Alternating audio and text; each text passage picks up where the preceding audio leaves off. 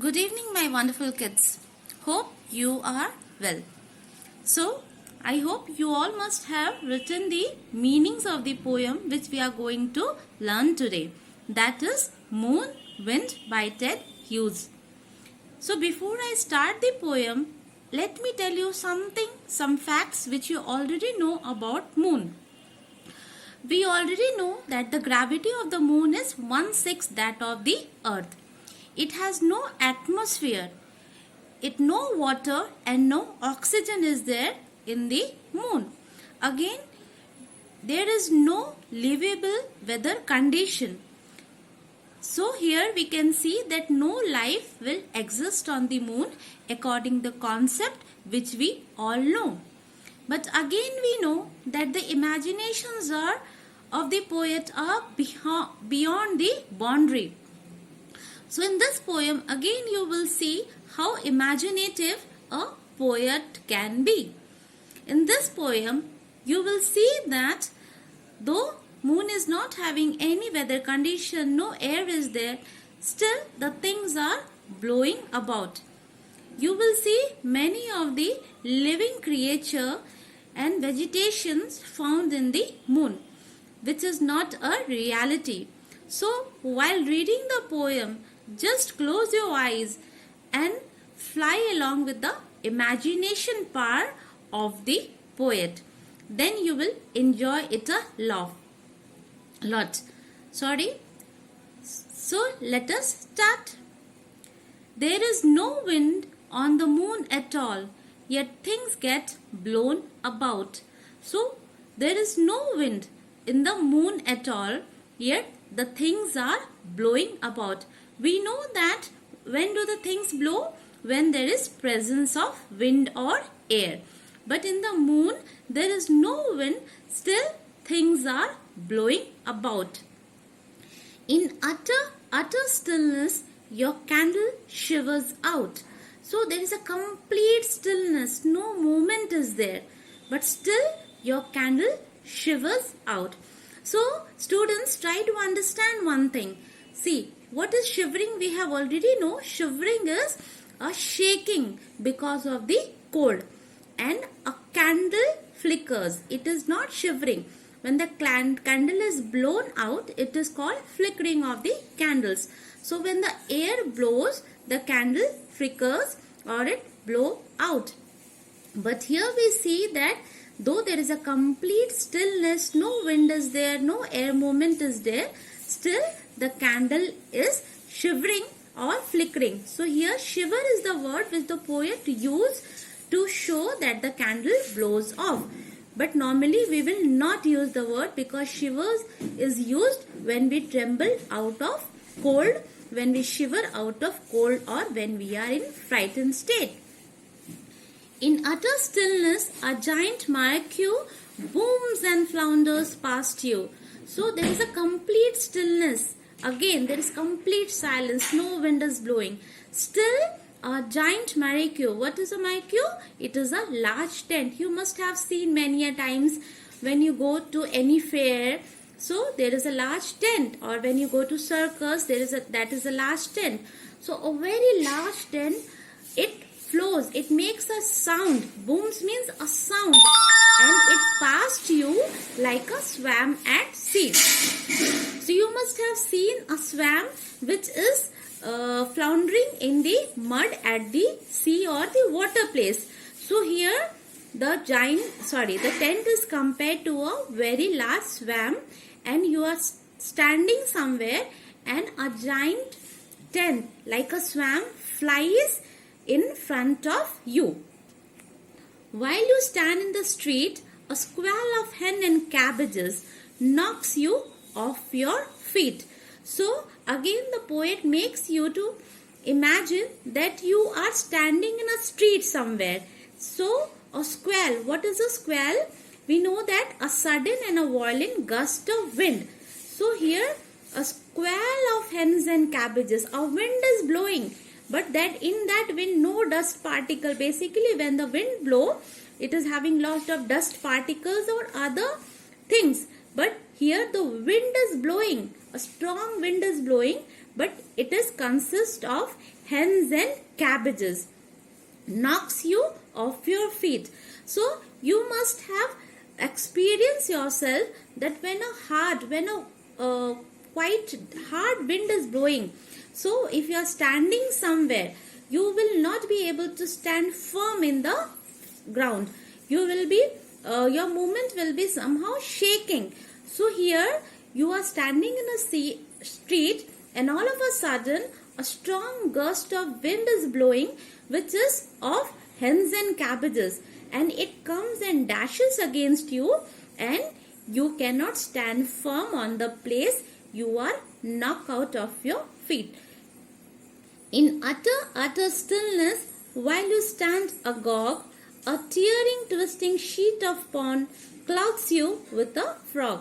So please do imagine this, people. There is a complete silence again, and you are standing somewhere and you are waiting for an exciting news, or you are waiting for someone or something to hear. And all of a sudden, what happened? A pond. A water pond is a water body. So a pond is flying like a sheet of paper. So please try to relate this condition. Suppose a wind is blowing and you are in your terrace. So what? With a strong gust of wind, sometimes the polythene, sometimes the papers come and dash against you. So here strong wind is blowing, and along with that wind, what is coming and dashing you? A sheet of pond. Not a paper, not a polythene, but a sheet of pond is flying, and it comes and dash against you. And in that pond, what is there? A frog. A frog hits you. A frog is found in the pond. So a pond is flying like a sheet of paper, and it comes and hit you with the frog. A camp of caravans suddenly squawks and takes off. So again, a camp of caravans. What is caravan? We have already know, a group of people or animals that travel together. So here it is relates to a animals, not people. So a group of animals or a birds, in fact, is sitting somewhere, and again it makes a very harsh sound and it flies away. So for all this, for flying, for anything floating, we need a wind. But here we know that poet says that there is no wind. Still, these things are happening in the moon. Okay, a Ferris wheel bounds along the skyline like a somersaulting giraffe. So here Ferry wheels, what students? You must have seen in the fair, that is Magh Mela, a very big giant wheel which seems like it is touching the sky. So here a Ferry wheel is bounding like a somersaulting giraffe. Can you ever imagine a giraffe somersaulting? You know what is somersaulting? When you were child, so many a times you roll along with the help of your head down and feet up. So you are continuously rolling and rolling. That is a somersaulting. So it means a circular shape of the body when we are rolling. So here a giraffe is imagined to be somersaulting, and it is looking like a giant wheel or a Ferry wheel which is touching the sky. Means it is very heighted. It is very heighted. Okay, so roots and foundations, nails and screw, nothing can hold fast, nothing can resist the moon. So now see, try to understand this. Rules. What is rules? Roots. So roots, it holds the tree. Even though wind is blowing, so but because of the root, the trees are not easily uprooted. So a root holds the tree. Foundations. What is foundations? Again, when the building is being made, it is the foundation which holds the building. Even when there is any harsh weather condition or wind is blowing, do the building flies? No, it will never, because it is held by a foundation. Nails. Again, what we use of nails we already know, to hang anything so in the wall. So with the help of the nails we hold something. So when the wind is blowing, because of the nails, it will not fly very easily. Screws, again you do the same work. When the screw is tied between two of the things, it holds each other. So here these things help a thing to hold. But in the moon, though the wind is not blowing, still no roots, because we know that trees are blowing. So again buildings, everything is blowing in the moon. Nails are screws are to hold the tent. So still tent is even blowing. So here we see that cabbages, roots are held to hold cabbages. Cabbages are even blowing. So here nothing can stop the things to blow in the moon.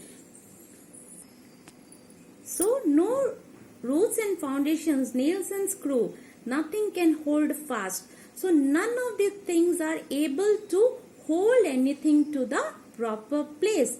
Nothing can resist the moon. Resist means, people, to try to stop something happen. So in the moon, nothing can help to stop these things happening in the moon.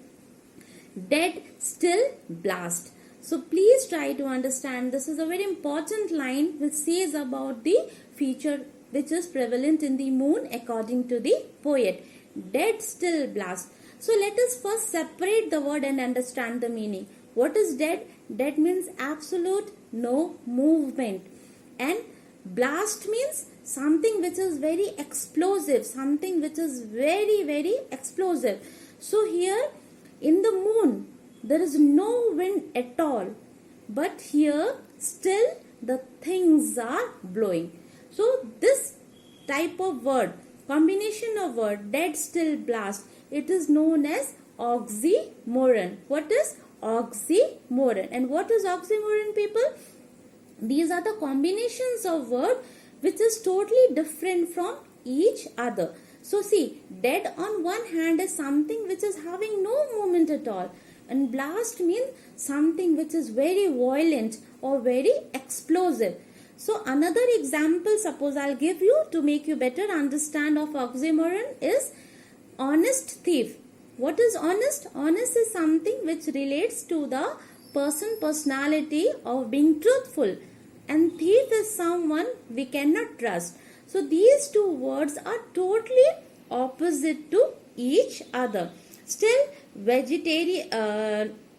some more words are there. So please, I want you to work on this, and I want you to comment in the comment section with some of more examples of oxymoron.